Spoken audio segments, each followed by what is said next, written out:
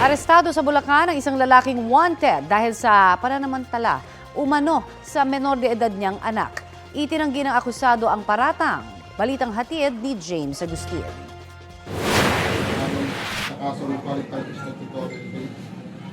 Sa isang bahay sa San Jose del Monte, Bulacan, natunto ng pulisya ang 38 anyos na lalaki na wanted sa panggagahasa umano sa bunso niyang anak. Subject ang lalaki ng warrant of arrest para sa 4 counts ng qualified statutory rape. Ayon sa pulisya, mailap ang lalaki at nagtago ng ilang buwan matapos lumabas ang arrest warrant. August 2021 na mangyari umano ang krimen. 8 anyos lang noon ang biktimang babae. Ang nanay po niya at ang kanyang tatay ay separated na.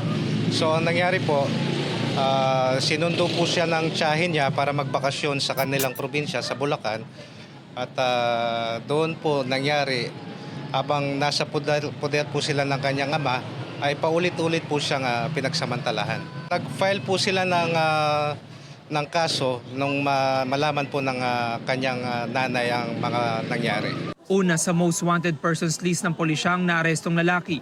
Nakakulong siya ngayon sa Pasong Putik Police Station. Wala po masabi dun, sir.